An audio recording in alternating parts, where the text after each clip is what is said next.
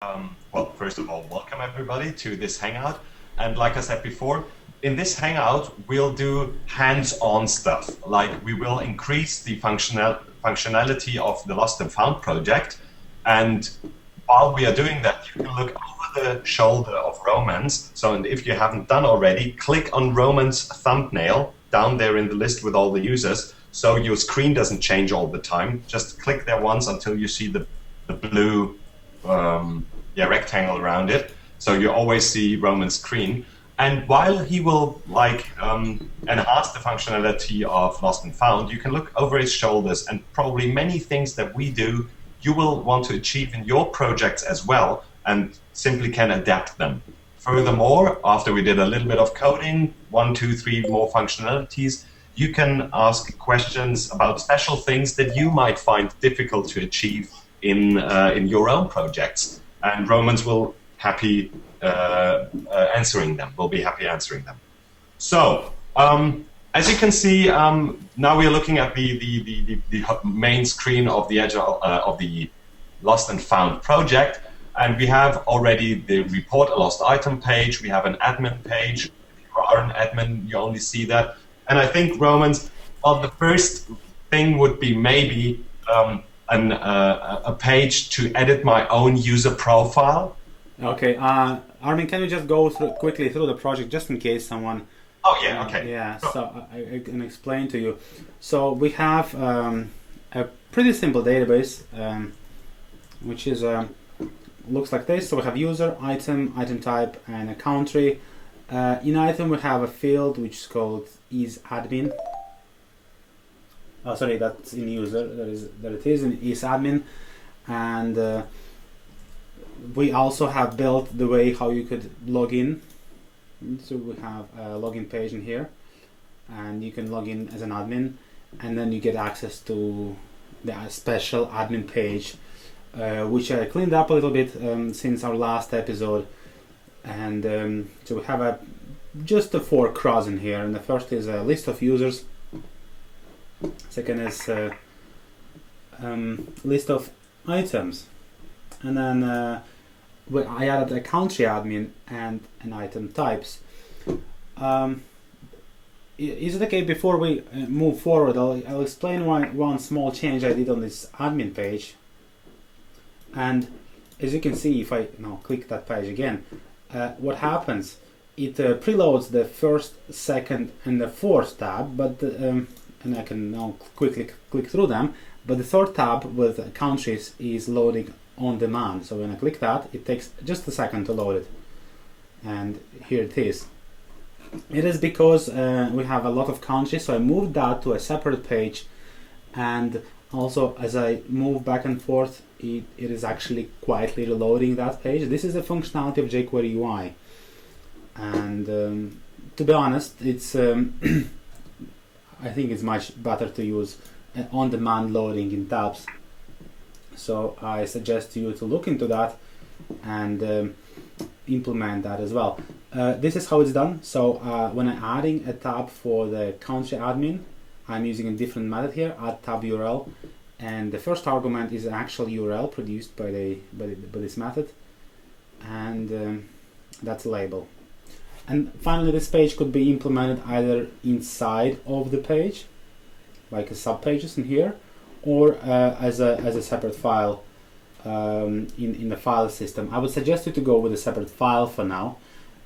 Later we're going to have a special tutorial on the page and routing, and I will explain how subpages work, but from here you see it's pretty self-explanatory. I have page index, page country, so I have if I go to admin as well, I'm seeing the index page. If I go to admin/country, I would only see countries. So this page is being opened inside this tab. So that's all I wanted to say before. And the only reason we did that was because this list is so long with the countries, and if this tab would always load when we open the admin tab, yeah, then opening the page would just take longer than it should. So this tab is only loaded when we actually click on it, and this is what add tab URL does. It does like adding a completely new page or a sub-page in this tab, and this is what it does. So when you have on your project some big listings, you have a tab, and one tab would show a big listing that takes a lot of HTML to load. You would probably do the same approach there as well. Okay. Yeah, okay. Okay, so I'm going to now log with a regular user, and Armin wanted us to create the page for user settings. Exactly, just where I can change my email, my password, my first name, my last name, when I got married, whatever. Yeah, okay. You have to make a proper email, I think. It's demo@demo, or is it? Oh, I can't recall. Okay. Me neither. Hang on, I'll look it up in the... Give you a proper one. I got it. Okay. It was Okay. mail.com. Okay. So it says hello demo. Okay, and we want to have a separate page for the user preferences. Okay, let's start by adding one more item in the menu for when I'm logged in. Just to put in here.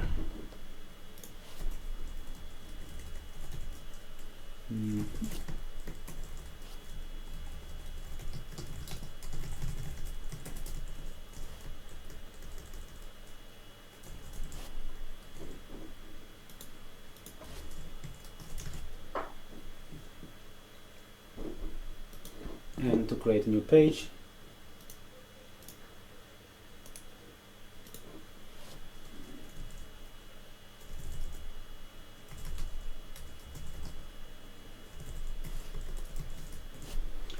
into page.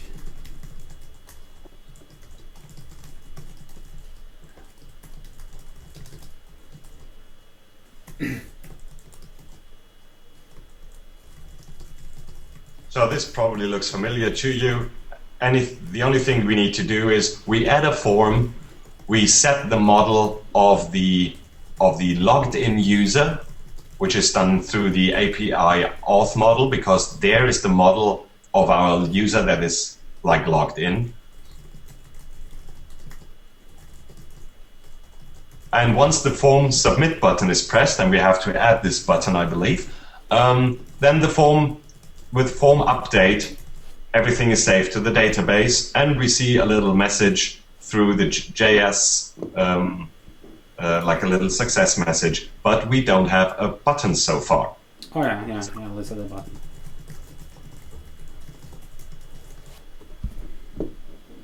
And of course, a user should not be able to set himself as admin, and this is where we slightly change the set model call and give a second argument where we list the fields that we actually want to be able to edit.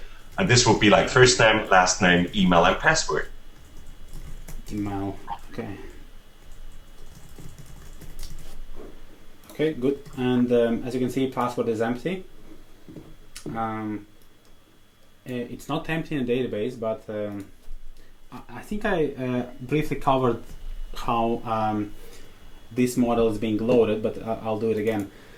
So in order to avoid request being sent to database when I'm using authentication, what this authentication controller is using, it puts this model inside a session. It saves model of a user inside the session, and every time I send a request, it loads it from the session. So if I delete the user in database, it will not force me to be logged out, because it's simply not rechecking it every time. And when saving into the session, for the security precautions, it empties the password field. Now, if I type password here and click save, it will actually save a new password for me, because in models we have a flag which is called dirty, and every time any field is being updated, the flag is set, and in this situation the new password is set. So when I save it, it will give me a new password in a database. Because so in other words, the dirty flags make sure that if something is not changed in a form, then the content of that field will not be like populated to the database. Only fields that change their value will actually been updated in the database. And as the password field has no content because it's like deleted in the session field, and we enter a password, so we changed it and it gets saved to the database. Yeah. As we can see here, 1, 2, 3. Well, let's add a second password field here so that the user has to type in the password twice to make sure that he actually knows what he's typing there. Okay. Yeah. So the forms initially they don't know anything about the model, but when we use set model, behind the scenes it initializes the controller. And the controller then does the population of the fields. It looks inside the model which fields are there, are they supposed to be editable, and then also it looks at this array in here, and then it moves the fields inside the field. But we can also add field manually inside the form. It doesn't need to have model. And here the first is the type, password. Second is the name of the field. And finally, the third is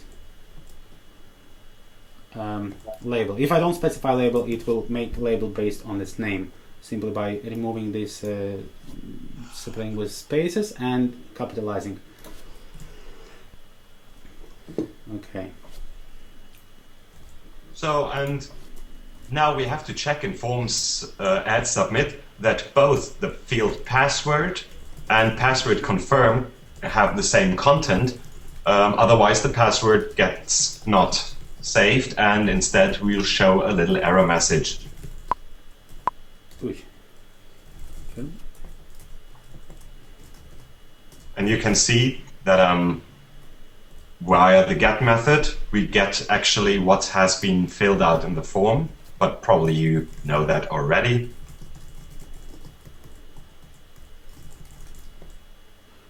Okay. See if as previously I always forgetting how this method is called. It's not field error. Hang on. Yeah, how we should discover that. I know a lot of from my head, but not everything. I'll go to reference.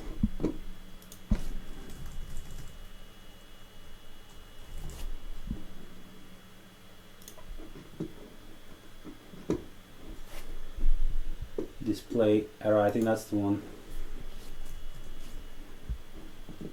for disable. Okay, display.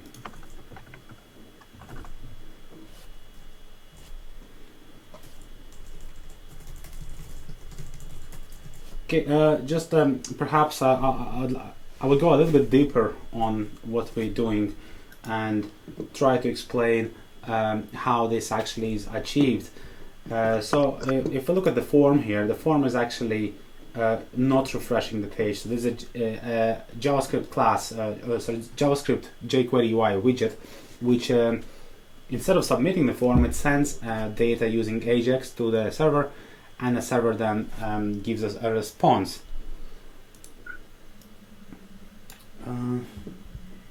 And I can actually look at the inspectors in here. So if I record the request, I see there was a request and this was the reply. So that the method I called it produced this output, and it caused the highlight and display of this error.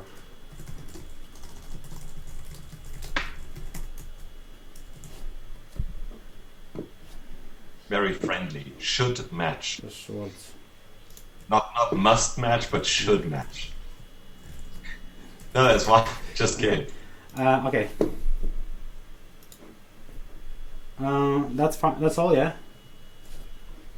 I have a question regarding. Can you go back to the source code, because that was not really clear to me. Like, will this form update now be performed or not? Oh, right, yeah. So when we call display error, it's not proceeding further because it relies on the same thing what execute is doing, and Yes. after this line, nothing will be executed as well. So it produced this bit of JavaScript and it sends it back to the form, and then it stops execution. So it's not going further. So because I was thinking, don't we need an else here? But okay, if it's well, then it's of course it works like that. Okay. So our new password. This is now functioning. We can enter a new password. I also want to show there was Michael suggesting about the exceptions, and exceptions are as well can be supported here. And actually, I like them better than this method. But because of this construction, if I throw exception, it will be caught by somewhere here. Well, let me do it anyway. Yeah. Throw.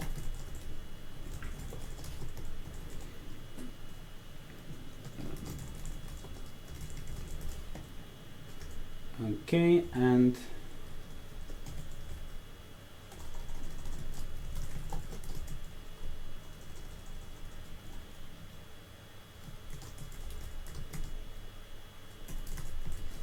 there are a couple of exceptions we have.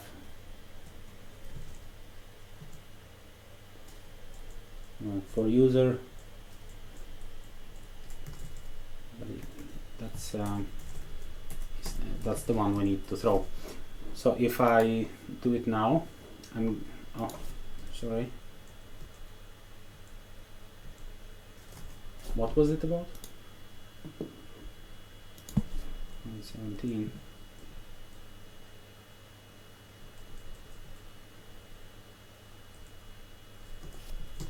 Oh, you're not telling me. Oh. Okay, so what happens now is the form was unable to catch this, so it went up, and the application caught this, and it displays a default error message. Because we are in the development mode, it shows me the message on the screen. Also, the reason why we're not doing the throw, new, exception, and so on is because with this construction, it is possible to chain. And if I look at this exception, it has a set field method, just a setter getter, and I can use it here. Set field password. If I submit that again, it's actually passing this parameter, but no, it's not shown here. So in order for form to catch that, instead of using is submitted, I need to use a different construction, which is on submit, and it has been introduced in recent versions only, because it primarily relies on closures, which is a PHP 5.3 feature, and I need to pass argument because form needs to be accepted like this. And other than that, it's precisely the same thing how it was before. So I'll refresh this, type, and now we get this error message. So now form actually got that, and it converted it into the message. It wasn't unable to match it against the field here.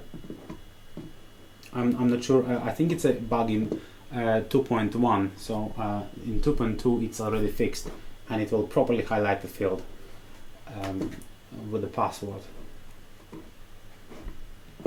Okay, so that's exceptions, and a good thing about exceptions is that if we manipulating any models in here, and the model can throw exception, even though it doesn't know about the existence of the form, it will be properly captured. Another thing is when we're calling form update, it will call the update on that particular, save on that particular model which is associated. So this one. and if anywhere inside that save, yeah. Roberts, you have a spelling mistake in if form get password with 2 S, please. 2 lines above. Yep. Right. Okay. It wouldn't affect that at all. Okay. So if anything is to happen inside the model, such as before save or after save, if we throw an exception there, then form will be able to catch it inside this method, and again it will properly display it in a field. So that's a bit about exception and how we do validation inside either a page or a model.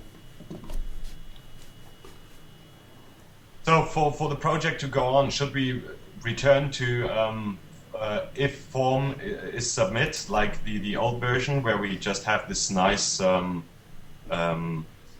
error message showing below the password field? Okay. Oh. Well, let me. Okay.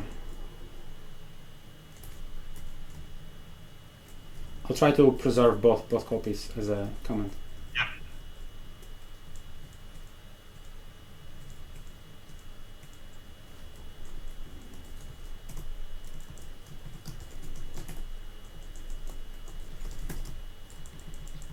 And we have to correct the password mistake in the first version. Okay. Yep. Okay, let's try and match the passwords. So demo.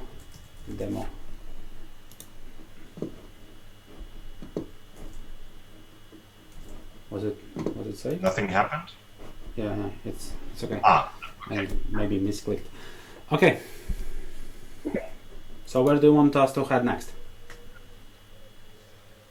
So we already have a form for report a lost item.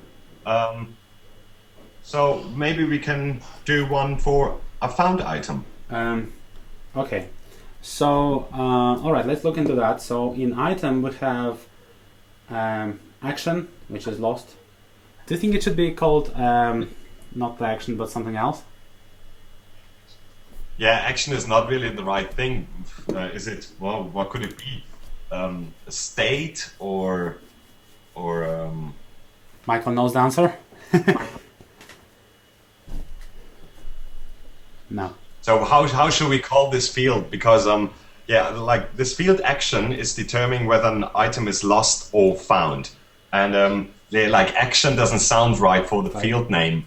What would we? Or we could it's not a type 2, because the item type would be an umbrella or something like that. It's oh god. Well, I think we shouldn't worry about it. Just leave it like action for the time being. No, since we're starting to be more and more advanced in this, there's this thing. Let's say we'll name that action into something else now, but we have loads and loads of code which address this field as an action. Okay. Good. Then it's the state. The state of the item is whether lost or found. But what I wanted to say is when you add a field inside a model, the name of the model field and the name of the database column is completely two separate things. They just happen to be identical most of the time. But when we work with that in the model, let's say, go back to item, and I will be adding this field state now. So it's in the field, but maybe all of my previous code is relying on that field being an action. So what I can do is I can type action and then state, and the first argument here is how the field in the model is going to be named, and the second is how it's going to be called in a database. Okay, cool. An actual name, but I'm not going to do that. We will use state for now, and it just creates things. And we can make. Should we make it? And can we give the type enum here as well? And that would be either lost or found. Okay, so if we're reporting now, there is a state, we can choose state, and I can actually check if it's found.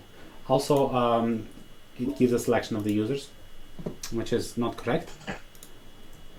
The rest seems to be okay. So here comes a major question.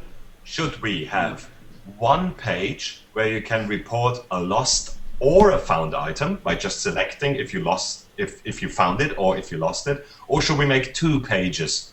I think we can make 2 pages just for easier usability. It's nice to have 2 menu items. Yeah, okay. I'm just want to see one thing. Yeah, you can actually do that. But why have we now 3? It's initial state, so if we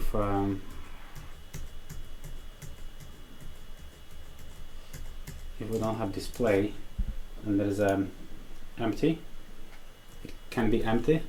Oh yeah, yeah. But well, we shouldn't have the initial state. It should be really. No, we don't have that. If we go to radio button, it wouldn't have.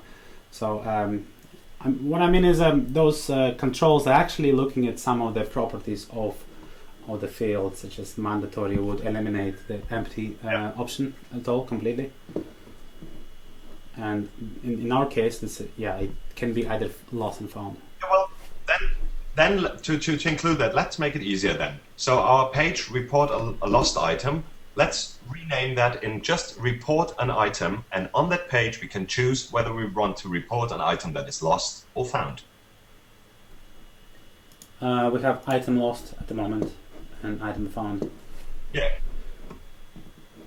Yeah, but we could do it on the same page, couldn't yeah, we? Sure. Let's rename it into report. Report, like that. Yep. And I will rename the file as well.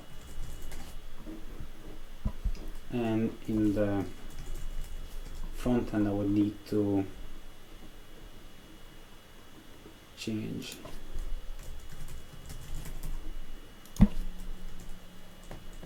Report an item.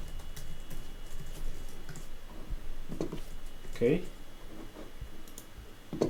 report an item, and here we are. So, and here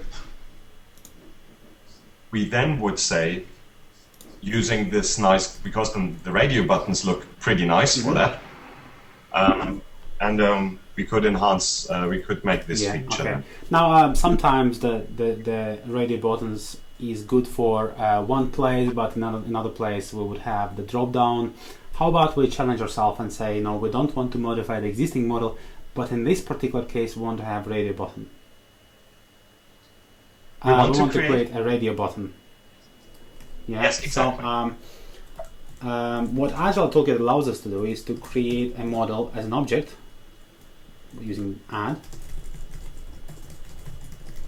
and then perform some additions and some of the modifications on that. So I can actually take state and change the display in here. I don't need to specify the form, I just need to specify radio, because we're only going to have a form here anyway. And then instead of using the item here, I need to use the object. And as you can see, it's radio button. So how would you generally, or what would you recommend? If you do things like that, would those changes rather go into the model itself, or would you do it on a page because class? This is a visual change, we might as well do it on the page level, but it's a question of whether or not we want this to be a project global or only on this page. Because if I'm an admin and I go into admin to edit items, I will still have this drop down there. It's up to the requirements. If requirements wants us to have this differently on the particular page, then yeah.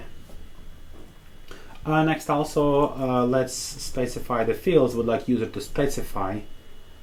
Would like user to enter when he first. Yeah, I think we should start with the state field. Okay, yeah, agree. On top. Then what was it? The name. Title. Titles. Type. Like this. Yes. Okay, user. And that's it. Yeah, that's it. Okay, also we need to properly set the user here. And the way how we can do it is if we just take the model and set such as user ID, and you already know where to get the user ID from. Yeah. And we're doing this to, again, the auth model. That's the ID of the user, and is found by default, is not checked, so we're okay. Yeah, and it's not shown anyway because in our array we didn't give that. Do we need to ask description at this time? Should we Pardon? ask about the description at this time? Oh yes, absolutely. Why not? Okay. And I think something is missing. Should be So all if I have misspelled anything in here, it's simply not going to show. It's not showing me an error. Item type ID. So this works like a filter, but if even no matching field, is not complaining. And we need description. So somebody might ask now, we only gave the item type ID in the field in the drop-down menu. I see the proper names of the item type. Why is that? You mean in the ID here? Okay. Yeah, we don't see like the ideas of the item type, but we see the proper description of the item type. So this must have to do with the model, probably, where Okay. Okay, so I'm going to peek a little bit behind the logic how the set model is working here. We'll look into the classes a little bit so we can start from the very beginning. So the form class is being separated into two actual classes. One is the form basic, the first class, and then form advanced. No, actually, no advanced, it's the form basic. I meant I didn't want to go into that deep. Just how did we set our models so that the field is populated with the name rather than the ID in the drop down? Yeah. Okay, I wanted to show how fields get their associations and how they're built, but Okay. we can skip that if you don't want. Well, if there is anybody out there that wants to see it, just make a little chat line here. Yeah. Evert. Of Yes, course. please. That's Okay, Evert. there we go. Okay. So first of all, when form is being when we're calling forms set model, there is a property here which can be on any view, and it's called default controller. If this property is set to anything, then this controller will be initialized and it will be in charge of linking a view with the model. And we can take a look at how it's being implemented here. Okay, do not confuse with this is backward compatible MVC form. This is controller _ MVC form. And in here, first of all, we have dependencies. I think some of you guys had a problem when you try to use the display type, and then suddenly the grid is saying, I don't know how to display this type, or the form says that. This is associations where you can define how the display or the type, or how the type of the model field corresponds to types of form fields, such as if you get string, it's line; if it's a numeric, it's line; if it's money, it uses a line, and so on and so on. And the radio is using radio. And if we have right, okay, let's move on. And the method import fields is going to go through all the editable fields looking at the action field, this is what we specified as a second argument to set model, and it is going to import them. There's a lot of logic in here, but what I want to point out is within this method it will look if the field is actually a reference, and if it's a reference it is going to create a new field and it's called set model on that particular field to link it with a referenced model. Okay, so this is the key part in here. The second thing is if we go inside our item, and the way how we specifying this item type field, we don't use add field, but we use has1, and there is a type. So has1 actually adds two fields. One of them would be called type. No, actually first it loads the model type, looks at what the table looks like. Table is called item type. Then it goes back to item in here and creates two fields, item type and item type ID. ID will needs to be a physical field, and it should be present in a database, and it is. Over here we have item type ID, and the second one is a select, a subselect, which will help us to display this field on grids, lists, and so on. So okay, I don't have it in here, but if we would have a list of users, a list of items, it would also include the type without doing any subselects, and this is thanks to this line here. We have a class called field here, so that's I was already showing this to you. Possibly this is where we this is what being initiated for every field in a model, but there is another class which called field reference, and it extends field, and this is what will be used for has1. So whenever I call has1, it initializes this new type of field.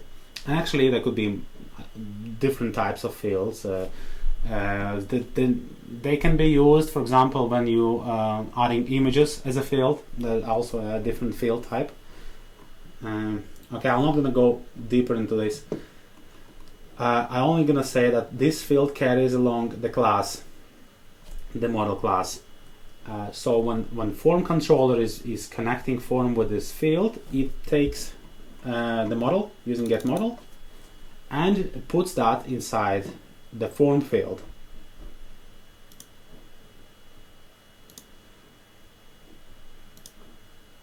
And the form field which is used is called a dropdown, and the class can be found in here. So that's the definition of a dropdown. So what happens? It then is going to call get input, and as you can see here, it relies on get value list, which in turn, you know, if you dig deeper a little bit in here, you will discover that it actually getting the results from the model. And there are layers and layers of functionality, and it might be interesting to Evert. And but you don't need to know this initially. I don't expect you to understand all of this. All you need to know, and we want to hide this complexity from you, is that you can use has1 set a model, specify the class in here, it will automatically link it, and I suppose the third argument in here defines which field to show in there. Let's see if we could show ID instead. Yeah, so now we select IDs of item type. So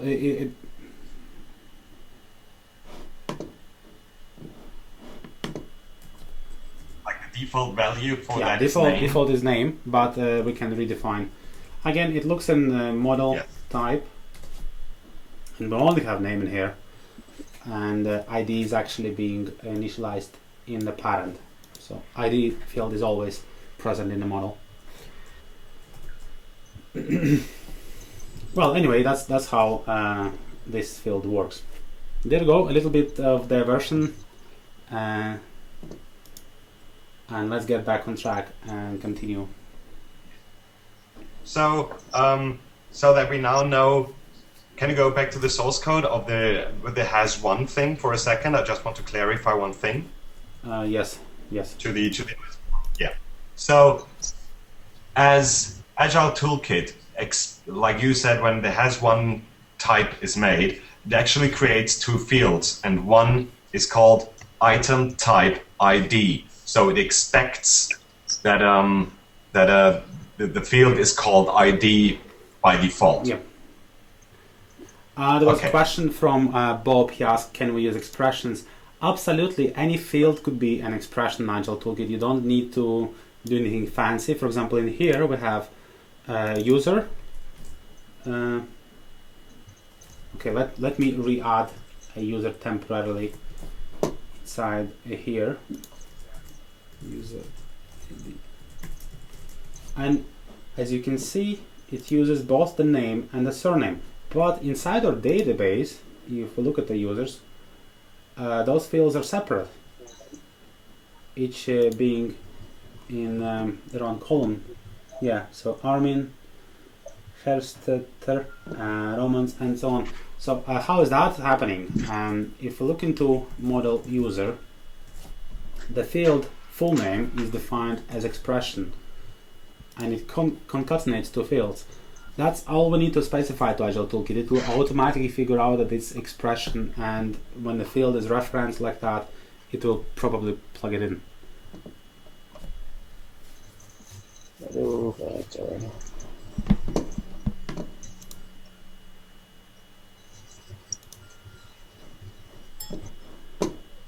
Okay, Armin, let's continue with. Yes. So let's look at our report on item thing one more time. Like the website. Yeah, Michael. Yes, you can use expressions anywhere in the CRUD, and they actually covered that in our tutorial today. So when I upload that, it will have a fair bit of expressions in there. So I think we have everything in there that we would need, and we now should make like the state, the title, and the description needs to be mandatory. Okay. One thing about mandatory fields. If you remember, inside item, we used to. Okay, I'll continue. So when we're defining the field, there is a flag called mandatory true.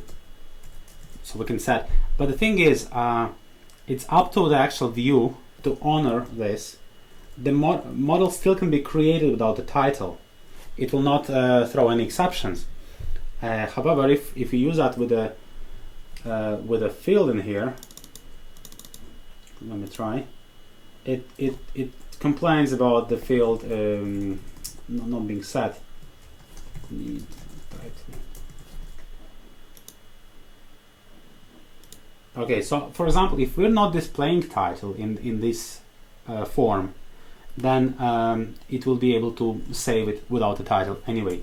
So if you want to absolutely make sure the title is specified, then you need to execute the action before save, and manually throw an exception if the title is not there.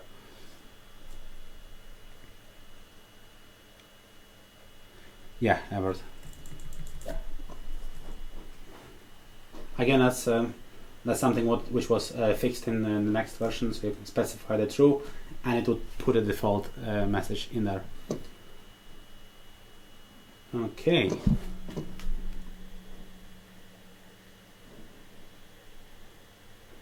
Everett was asking about, does this work with multiple tables? connections, like addresses has one neighborhood, which has one city, one country, and so on and so on. Okay, that was answered in a tutorial, but I'll do it anyway. When we're using has1, it introduces a subselect into our query, and subselect can return only one value. If we don't want that, and we want to have multiple fields instead,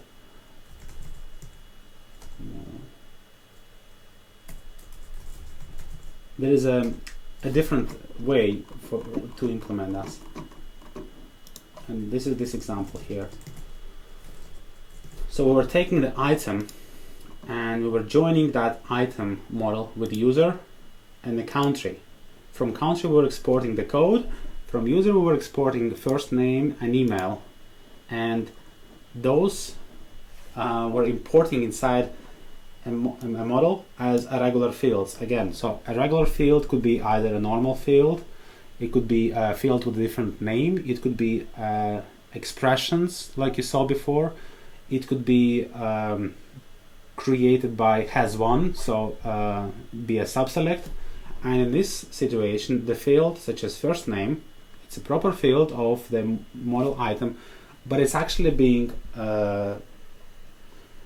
loaded from the join table from the user. And still we can change it, save it back, work with it as with an ordinary field.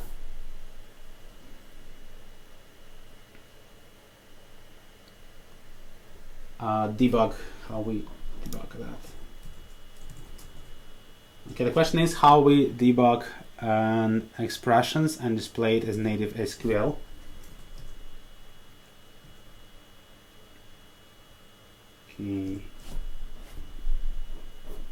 Okay, so I have a form here and I have a model. Model has some expressions. I could set the debug mode on that model, in that case, but it's not showing because it's not executing that model. And I could do try load any, which is a method which attempts to load any record from the database, and to do that it needs to produce a select. So there you go, there is this select. Yeah, and we're getting this error because I only changed this state inside my SQL admin, but I didn't synchronize with my database, which I need to do now.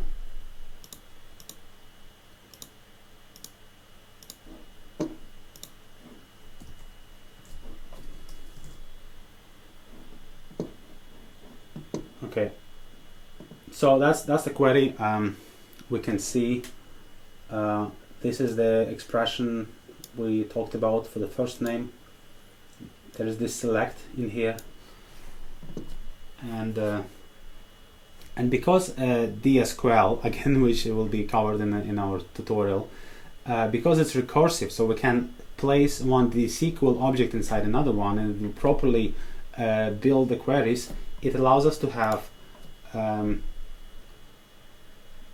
expressions inside another expressions, and they all properly render as a finished query.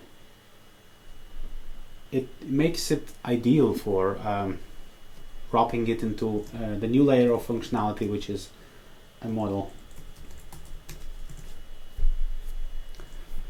Okay, unfortunately I don't have the script. I actually might do for what Armin wanted to do us. Do you guys have any questions? You can turn your microphones in if you want.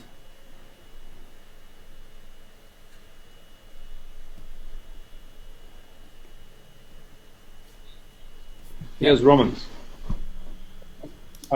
This example you just said, there's of the has main address and states, countries, and etc. Is this example inside the Agile, or you say there's a video with it? Sorry, I couldn't understand the question fully. Where do I find this example with the has many? I mean, has one with multiple tables? connections. Is it you looking for documentation or the The example will For the documentation and examples. okay? If you go into Agile Toolkit, inside documentation, we separate our non-relational models and relational models. You want to look into relational models, and inside here you get the basic use, field types, interaction, and then there's a relationship between models, and it's a separate thing. One thing is relations and another is join, so they are described separately as well. So there is example for has one, how the book can relate to an author. You get explanation about the all the arguments here, as Armin was pointing out. So this is redefining the fields inside the book, and that's the field we need to display for an author. And also it goes a little bit deeper, I think, even by talking about dereferenced fields. So instead of having would be written by and written str, the two variables which will be created. And also it explains how you can traverse from one model into another. So you can have a book, and from the book you can traverse into author, and you get model for the author, do something with that author, and save it back. That's how you traverse. Okay. Finally, and next explains how you can define has many. Sometimes, in most cases, you would want to have it the mirroring. So if book has one author, then author has many books, and they kind of point to each other. Again, that's not mandatory, and you can also traverse in that direction as well. So in this example, we taking author and deleting all of his books. Delete all books for that particular author. So again, it will place limitation. It won't delete all the books, but only for that author. Yeah. Okay. There's one question Michael asked about if you can use expression with CRUD. What's the question? If you can use expressions I with already mentioned that you can use, but expressions are read-only, so you won't be able to save them back. But they appear in a grid, you can see them.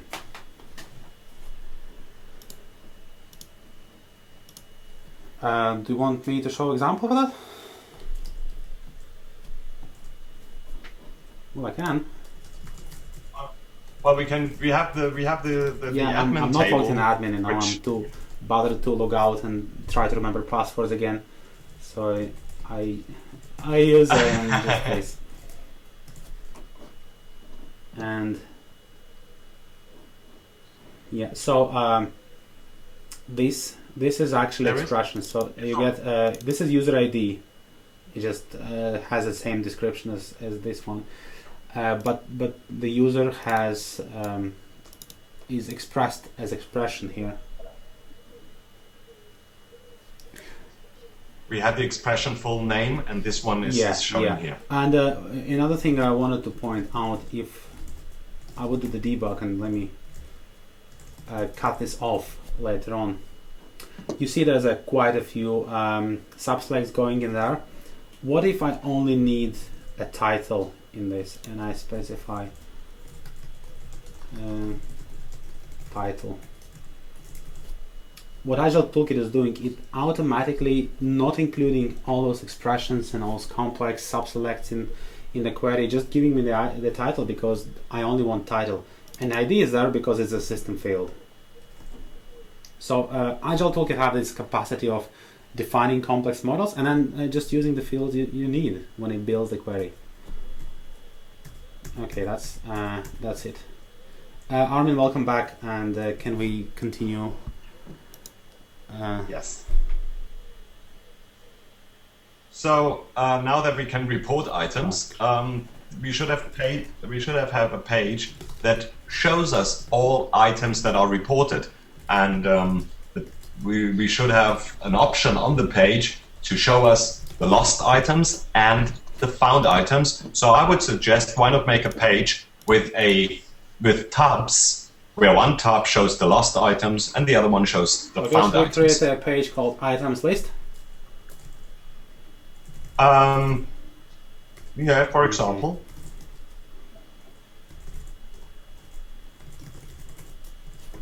Okay, and you want to create tabs in here? Yes, I'd say that's a nice way to and inside the tabs there could be then a grid or grid or a lister. And do you want me to create a separate pages for the tabs or do everything in single page? Well, let's first do it on a single page. Okay. So I'll try to get again dig a bit deeper and explain a little bit what happens here. So if you know jQuery UI has this add-on called tabs, and you need a construction. It's pretty simple for that. So you need a div, and inside that I think was something like ul or li. I don't remember really, and then another div, and basically this becomes a tab header. This things on top. Handle, I call it handle, and this div will by default be hidden or shown depending on which tab is currently open. So when we adding this element tabs, like would like to see how it's how simple is the implementation for the tabs. Sure, go ahead. Okay, so tabs is less than 50 lines of code. And we have add tab in here and add tab URL. All they do is, and of course there is a template as well. This is how the template looks like.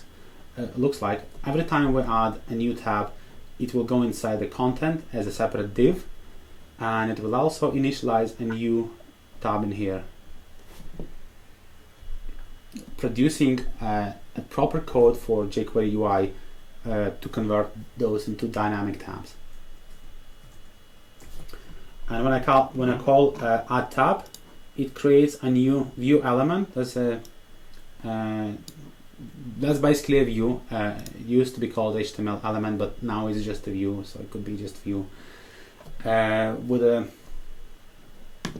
And append does this into again a label, creates a label, and it returns to us this container. So when I call, when I add a new tab in here, this returns me a new view, which will be placed accordingly, and behind the scenes it will also create a new handle for, on the top. So I'll create a tab. Found items and lost items. Okay, and you wanted to have a list, but do you want to have a grid or do you want to have a custom list with custom template? Oh, well, I think a grid will do, just a normal grid, okay. I think.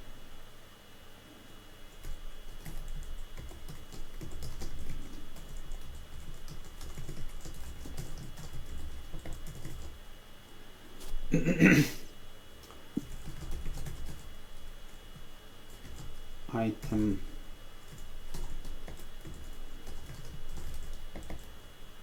found items and lost items.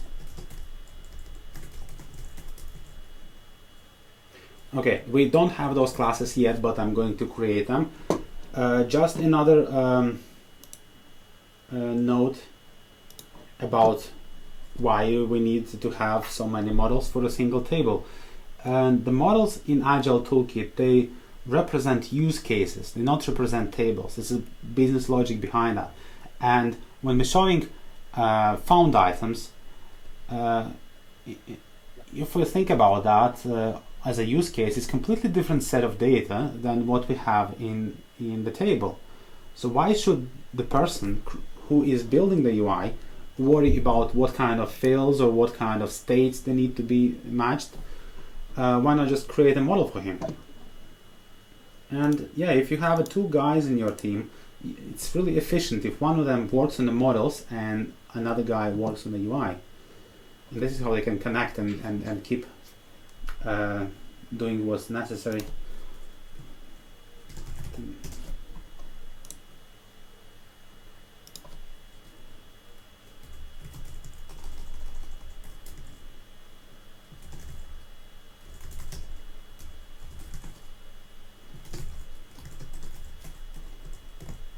Okay, so I'm extending from item, therefore I don't need this property here. It's already set in the item. All I need to do is add condition, state should be found, and the Found needs an N instead of an R. And exactly the same thing for lost, except that it should be lost here and here.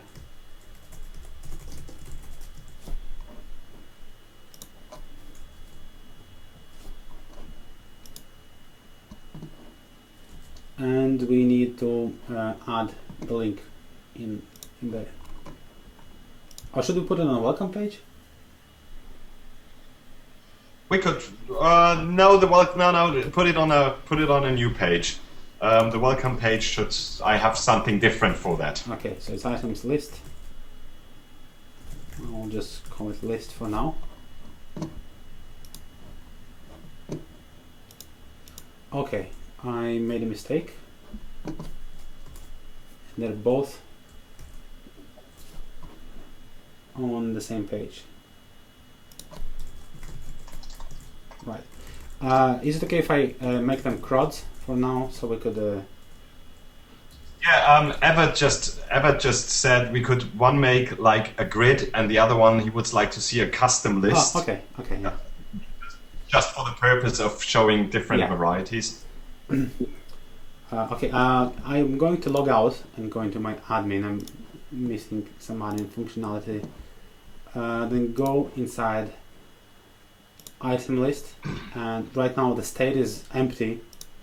We added a field, but the state is empty. So I'm going to set a couple of items as lost, but then yeah, some will be found. This will be found.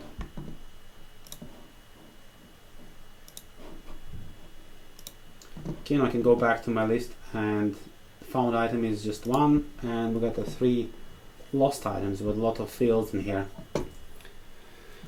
Okay, so when we building a custom view for showing an item, well, let me go back to the reference first and just show you the class hierarchy for our views.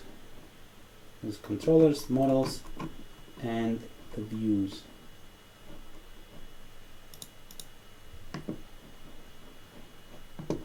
Yeah, so it looks like this. We have a view, which is generic view. Then we have a lister, which is able to repeat a portion of a template as many times as necessary to show all the elements. And this is probably what we're going to use. We have complete lister, which is like a lister, but it supports a little bit more features and more enhanced. And then finally we have a grid basic coming out of this. So it builds on top of list. In a way, list of elements is compatible with grid. For example, you can have a pagination on your custom list, even though it's never meant to work together. I mean, never built to work with your list. It can. Yeah, and the menu you see on top also is implemented through complete lister. Let me show you that this one is also the lister. So yeah, it repeats elements, as you can see. So it's really easy to use. Let me start by changing this into lister and see what's gonna happen. Nothing. Next thing, I need to specify to this lister my custom template. and that's a fourth argument. I need to use arrays in here, and I'm specifying the file name, which is going to be let's say view or list items. And next I'm creating the templates.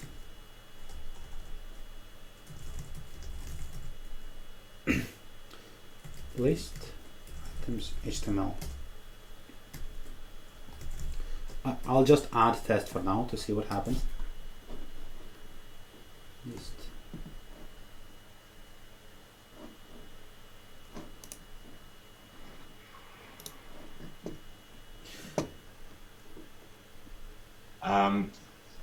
Evan says you misspelled template. I hate it. I'll quickly go to command line and fix it.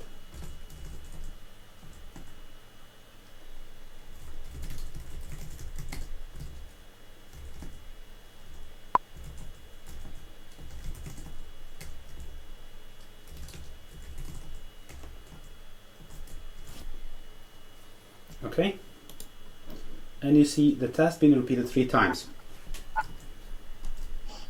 Now,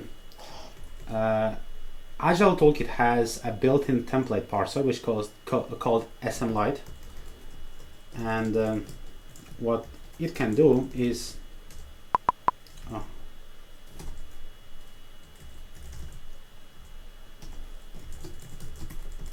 it substitutes tags. For example, I can say first sort of a listing items, so it's title. I'd like to put here. Okay, and I can either make a self-closing tag like this. Yeah, you can see the titles being in there before test, so it prepends. Let me make it a little bit fancier. How about I do div? I'm not really good with HTML, but this is what I can come up with. Float left.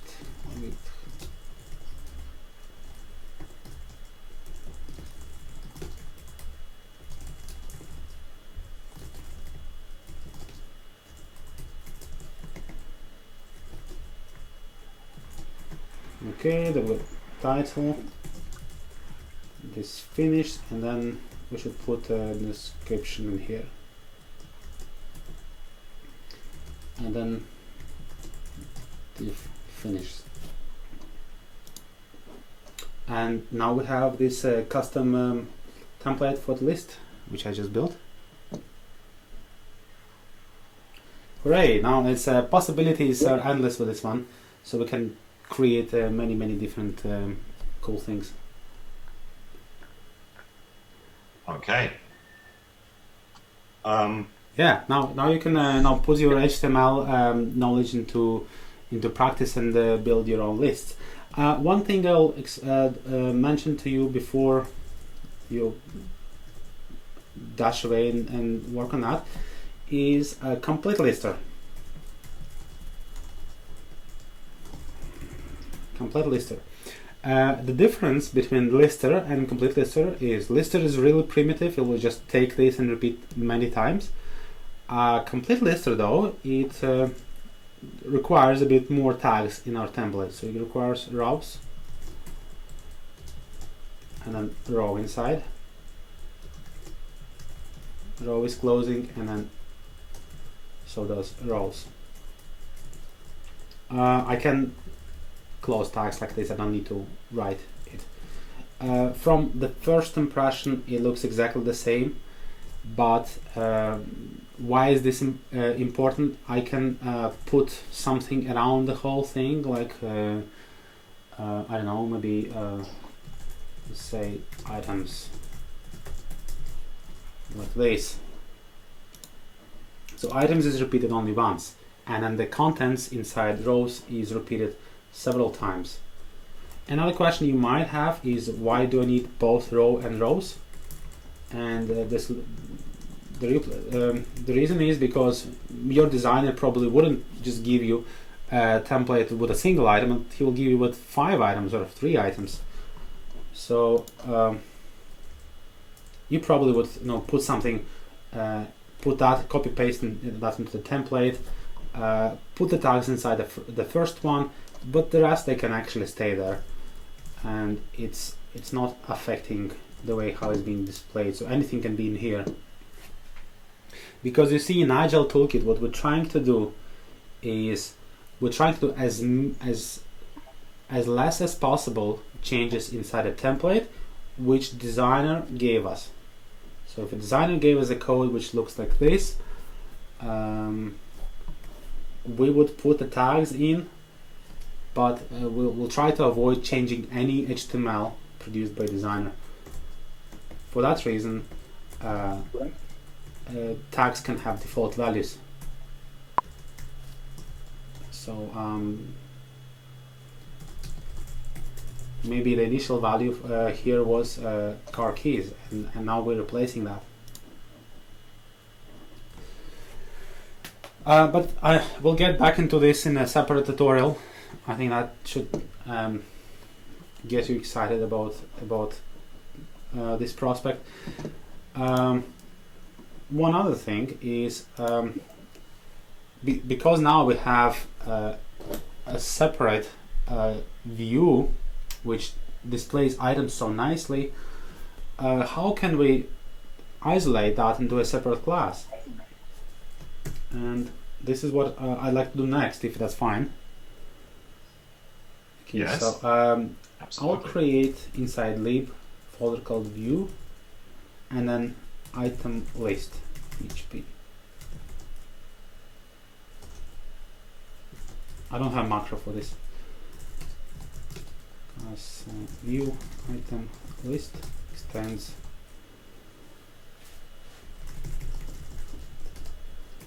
okay, and in order to set a default parameter for the fourth argument, I need to redefine function default template to return the exact same array as in here.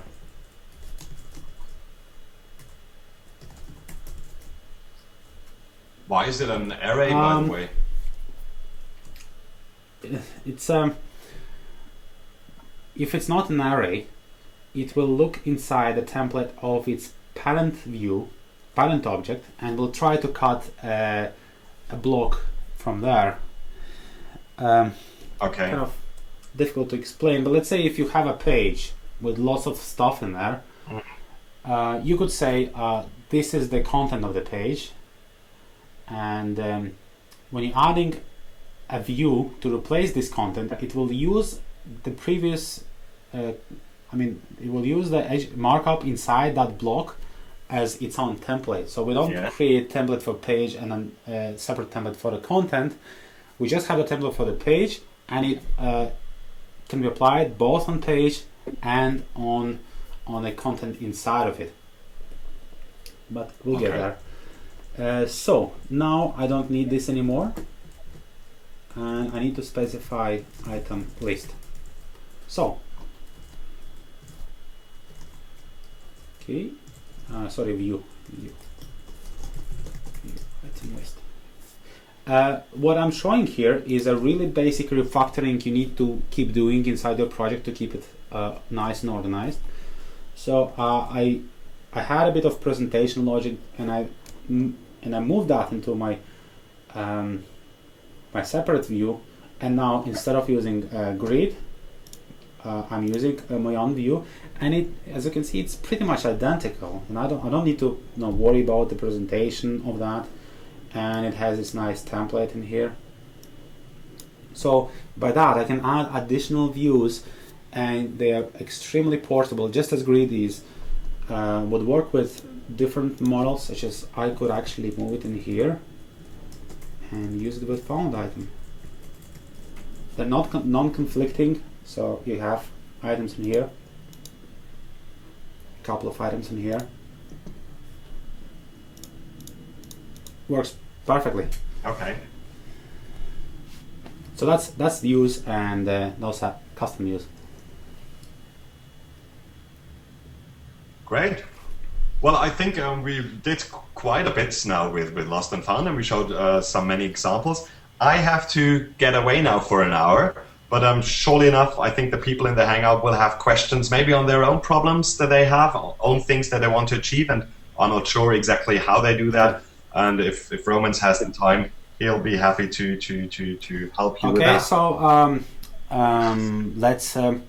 If you have any more suggestions, what we can do with our Lost and Found project, we want all of you to have as much as much influence on the project as Armin has, and Armin has come up with a couple of suggestions. But you can do as well. Or if, yeah. And also, as it's available on GitHub, if you have some fancy stuff you would like to include there, just get the latest master, and I think Romans is just like making a new one, making a new commit, and then you can work on it and yeah, and come up with your own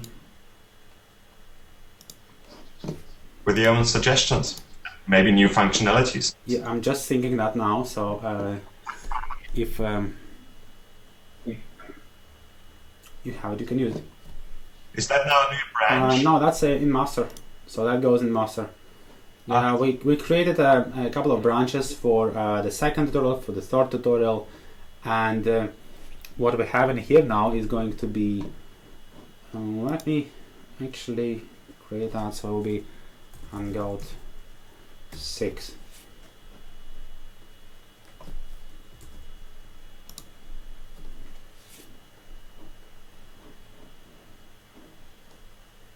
Yeah. Okay. Which is now basically the same as the master. Yeah, for now. Master will continue forward. Yes? Romans. I think if it's quick, and I think it would be nice if we have like a page which we could look for a lost item and inform or whatever, saying that, well, this item is mine, or, you know. Claim an item. Yeah. Armin, how do you think we should approach that from a database perspective? Yeah, well, good thing.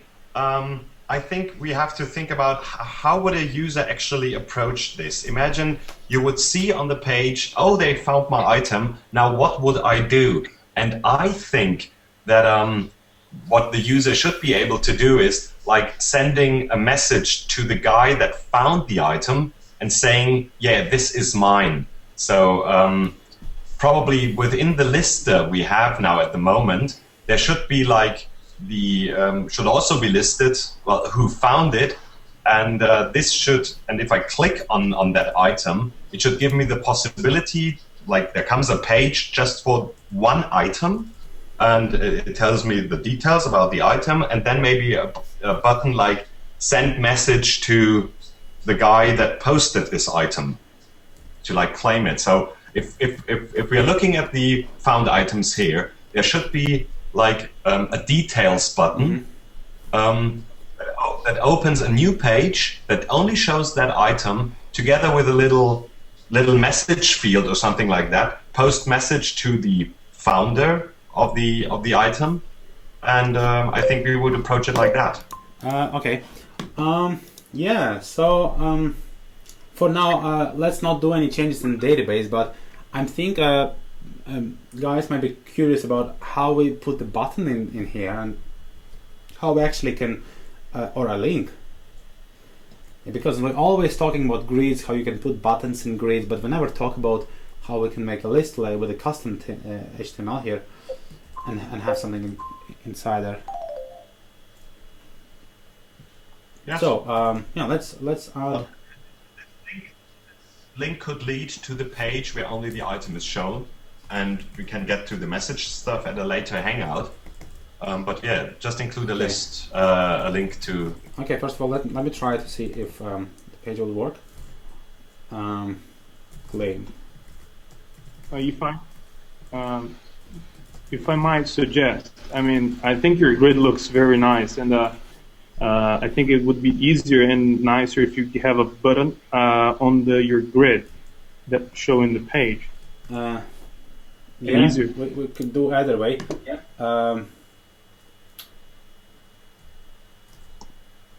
I thought every item in the list. Imagine a list with like, I don't know, 124 items, and in each row, you have with each item you have a link to like the item itself. So you come to a page where you only see that item, and from there you can then do different things like sending a message to the guy that found it, or adding information like as a hint. Try find it there and there because there is this lost and found office. Yeah. Also, something now like let me show you how you can actually add a link, because the thing is, you probably can include the ID here. ID is the proper field, so there's a 4, 2, 1, but you can't really make a link. So I created a tag for the link, but there's no such field at the moment inside the model, and then it will be incorrect to have the link model as a field. So what we need to do inside of this, we need to introduce the way how for each column, of which entry, this link is generated. And the way how I would do it is by introducing a format row function. It's a standard function of lister, so I'll need to call the parent as well. And then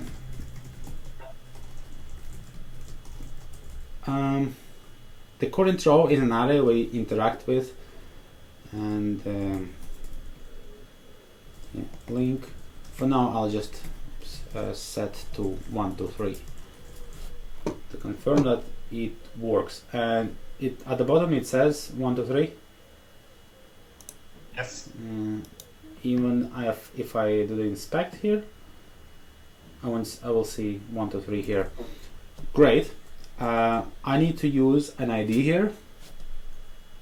And there are two ways I can access the ID. First of all, I could do this current row ID.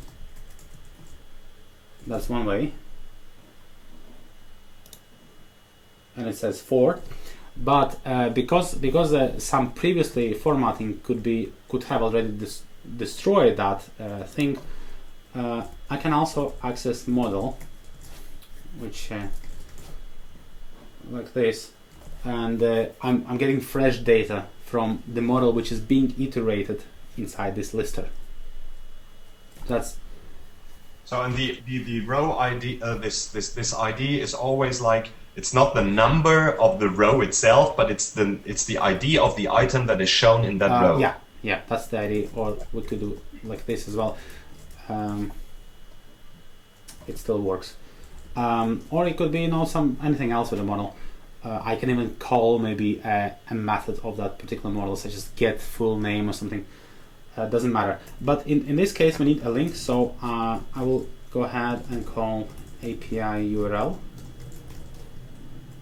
The page I'd like user to go would be a sub page of our current page, and will be called claim. And I will need to pass an array, which should Well, don't call it claim.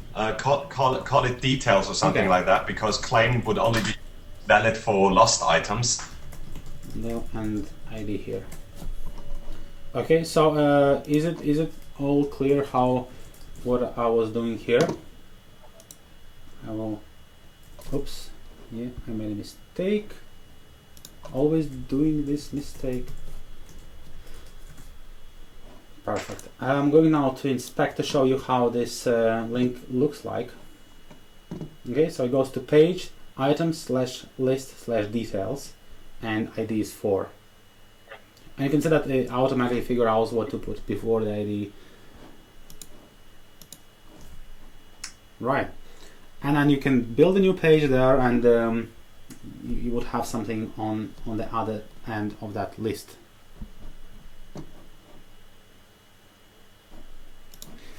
Okay, so I think that now if you're using lists, this is really important to know how you can add additional formatting or additional parameters in that role. Okay. Yeah, well, at some point later, we'll probably include like a picture of the item in this list, like a thumbnail, so I can look at it and make the thumbnail clickable as well, which would then again would bring me to the details list. But we can do that all at a later stage. Okay, there was I'm just going to ask a couple of questions. Okay, so Imans was asking. Let me answer Michael first. He was asking how can we have conditions in template, or, for example, button only displayed is if it has not been claimed. The template engine in the Agile Toolkit is really simple. It can do only a couple of things. First of all, it can take a region like this one in here, name, and can set it to something else. Second, it could take a region of existing templates, such as this greeting, and copy that into new object. And finally, it can render itself, removing all the tags and simply displaying the output. So if we need to do any conditions, that would be outside of the template engine, so inside the PHP.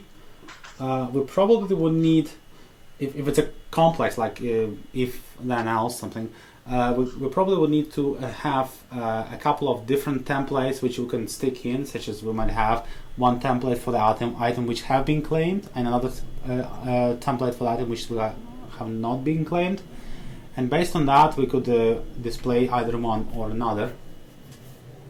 But we're going a little bit into custom rendering and a custom manipulation with this template. So there's not any complex logic like in Smarty. Agile Toolkit has all the logic where it belongs, and it is inside the view inside PHP. Okay, I suppose that answers the question. So I have 4 taking master branch in GitHub, but it's not refreshing. Okay, so if you fork a repository in GitHub and some changes have been done to original, in order to pull those changes into your copy, well, what you can do is inside GitHub you can go into settings, set the original repository here, click on update, sync with that, and then switch back to your repository. I think that worked with me and Armin, but I have to say that GitHub is pretty basic on all of this stuff. You might want to look into some Git guide and how you can work on different multiple remotes in Git.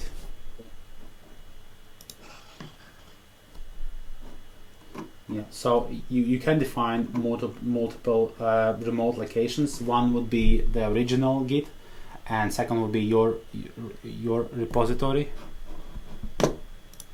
Okay, Ebert has a nice link there.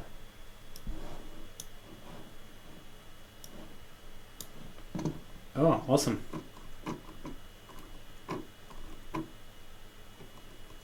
Yeah, I think that should answer perfectly.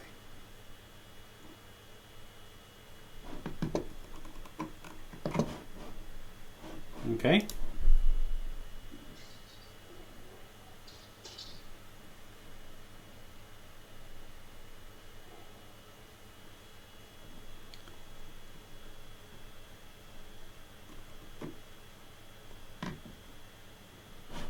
Okay, so any other questions about yeah, in the lost phone example you have type, and what if we allow the user also to enter a type himself, which will be added to the types.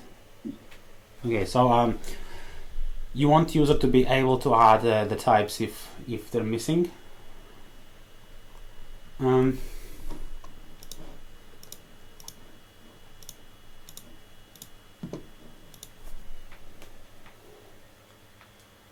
I'm just thinking from the UI point of view, what would be the easiest? Of course, we could have some sort of a form which helps us add a new type, and then create a button. You click on the button, the form appears, he types in a new type, and then he's back. I can show you how it was done in one other project. Again, that's based on Agile Toolkit. It's an accounting software.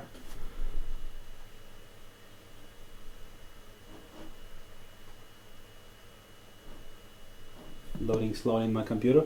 And here we operate with invoices, and again there's a requirement. So when I add a new invoice, I pick a customer from the list. But what if the customer is not on the list? This is autocomplete.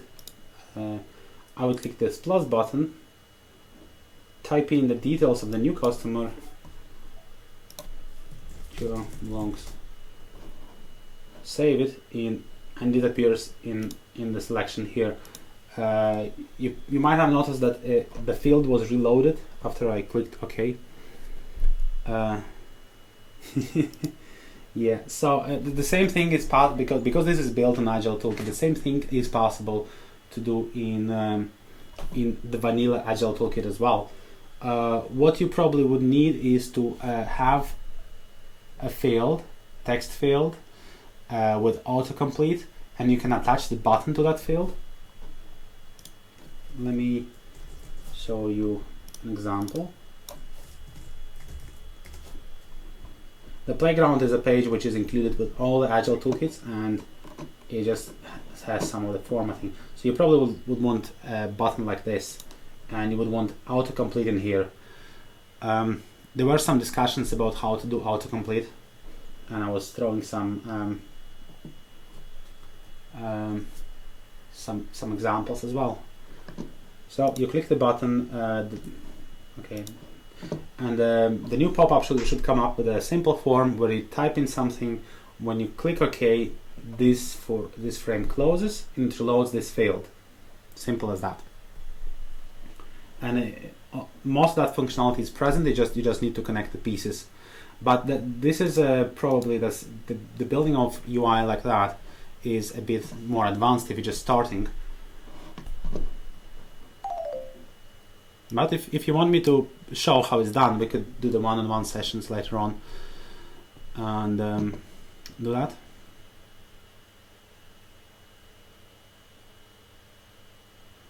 Okay, Imant is asking, how do you normally create database in ATK4 tables models in situation with people? Ordinarily, there are many types of people in project: user, clients, owners, employees, and so on. Do you create table for person and related tables?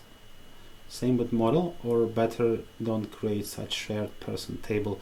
I have to say that in Agile Toolkit, all those possible configuration is possible. So you can have different tables for users and then model separate models, or you can have a single table with a flag, or as we did with items here. So that the item we had state could be item type as well, where you're able to select. You can also join depending on the type of the item. Again, Agile Toolkit allows you to join things.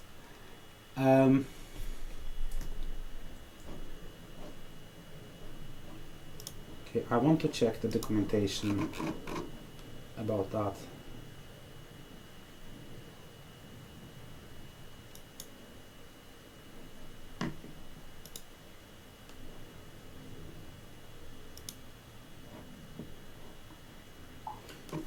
Okay, so that's inside the section of understanding Agile Toolkit and API classes.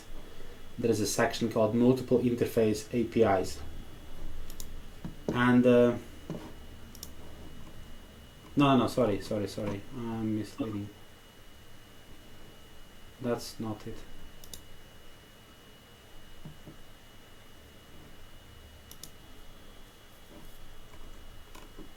Yeah, I think yeah, this is the right page. So understanding Agile Toolkit models and then building model structure can give you a little bit some hints how to organize your database. So we have a standard organic database such as blog, comment, and user, which probably we're using right now. And again, data is isolation. If we have multiple users working with the database, we might need to set something like a system ID here. So if we create a separate kind of small environments for different users on our system, and all the data which belongs to that user would have a system ID in there, so linked against a single system. So, and Agile Toolkit allows to do that with conditions. So all in this case, we can extend the model table and define a really hard dependency on system ID on the model level, and then all the other models would extend from this our custom model instead of model table, and they will be nailed to the system. Okay, here's how we can build access control lists. So user, document, and user is able to access document. And then this is an object database. So this is answering Iman's question when we have kind of object a table for the message, and then there are a couple of types of messages. So message could have text, or could have a link inside it, or could have a file, similar to what you would have with the users. And then if it's a text message, it could have additional field like this. In this situation, we are extending the message class, and we're adding additional joins in here.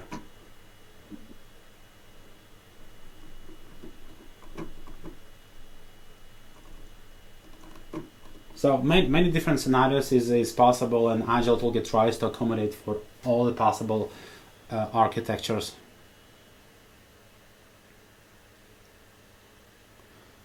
Yeah. Romans. Yeah. Okay.